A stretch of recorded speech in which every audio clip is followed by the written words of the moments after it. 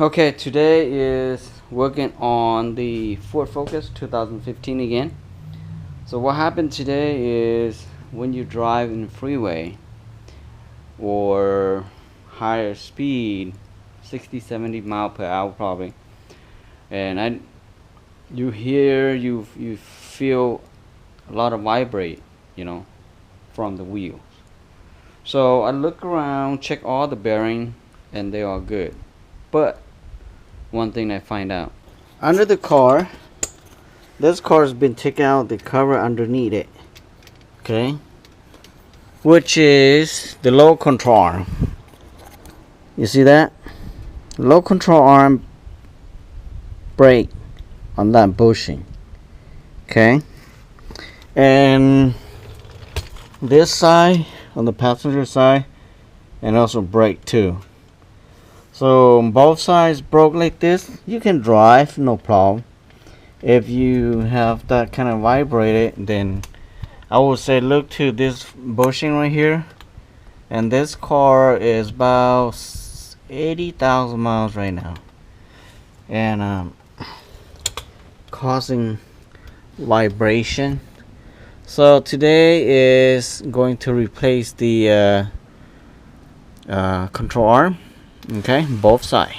And that is the part number. I forgot which side, this one right here, but the other side is a 553, okay, and this is 554. So I replaced both sides. So you do need 553 and 554, so you need both sides on that. And I got the two new one right here, and you can order online, is way cheaper. But if you keep your car for a long time, I would say buy for your local auto part. Anytime happening, you just go back over there. It's lifetime, so just replace another one. You can do it every year if you wanted to. If you don't feel like this one is not good, you should replace another one. They have no question to ask. It's quite a bit more expensive because one of this is about 167 or 166.99 penny, and come up to like probably 180. I'm going to do the void, and let's do it together. So anytime you working under the car, make sure you have a decent good stand. At least 3 tons is not quite safe, but if the 3 tons you have, it's okay to use it. You know, the only difference is a 3 ton have a very narrow base, and a 6 ton have wider base, so it's a support stronger. Not comparison to, I just recently purchased the Milwaukee. I never have a Milwaukee before. I know Milwaukee is a good brand, okay, but this is my first hazard. Unsatisfied. This is the second one already. The first one kind of, you know, when you hit it, like the battery that's not connected. And I have this DeWalt for a long time, and I never had that problem. And this is like second or third battery already, and never had that problem. Okay, the only thing I have problem right now is the gear selected. We have 3 speed, and doesn't work. 1 speed, 2 speed, 3 speed work the same. So I haven't replaced it, so just using like that. But this right here, it claims a lot more power than the DeWalt, but I'm not happy with it. You want to buy these two right here, I would say DeWalt, because DeWalt is, to me, it doesn't have that problem. Much more happy with it than the Milwaukee one. Just showing for fun, not advertising the brand. Why I hit it? Because this is coating with a thin aluminum or something like that, and this coating cover is kind of screwing up, and that's why I have to hammer thing. This is 19 millimeter socket, and I will show you how bad it is. Okay.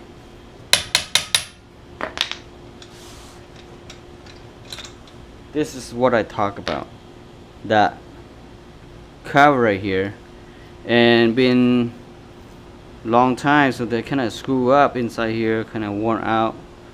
So bad idea. I'd rather have the old traditional thing that are not covered like this. Mostly now they have these covers, not just Ford, Toyota have this problem too. Okay, make sure you put your keys in the ignition, so when you turn this wheel it won't lock.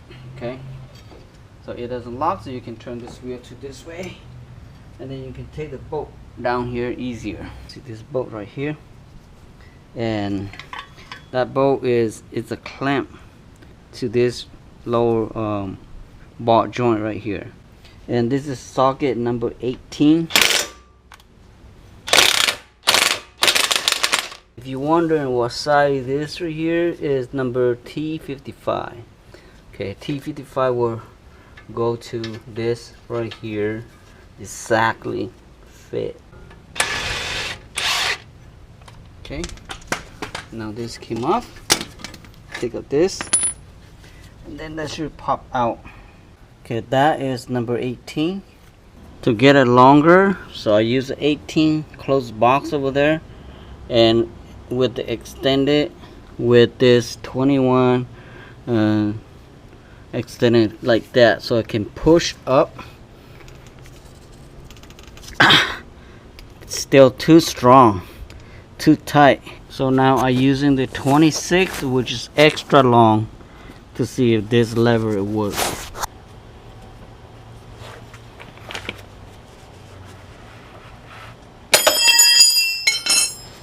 Alright, finally got loose a little bit. You see how long it is? All the way from the transmission to that, to be able to take him out. If you don't have something long like this and this tight, it won't work. Okay, so now I can use my 18, something that shorter will work better. Okay,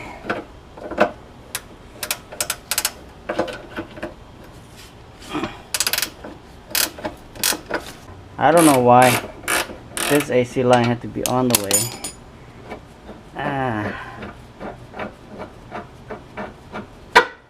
Yeah, it hit it. If you go to the side right here, this nut right there, I'm not sure, it's so dark in here my camera can see it, but right by the ragged pinion boot, and one right down here, you can feel it by hand, but on this one you can see.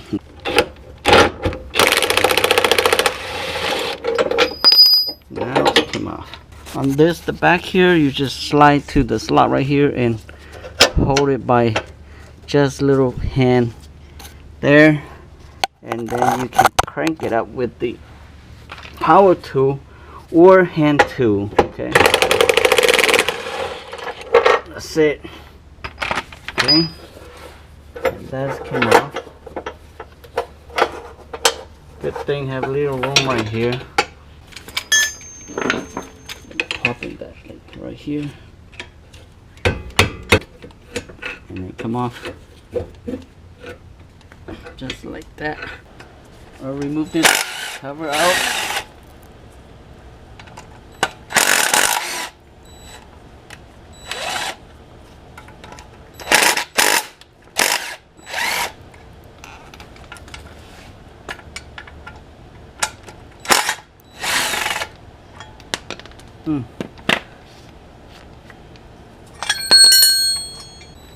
So every time you do AC belt changing, probably have to doing this way to get the belt off. That is okay. I'm gonna take the belts off first. So you can take this off. I need to take that one out too, so it will have more play on that. So you don't want to get this line is tangled, and you bend the line, and you will pop out a hole on it.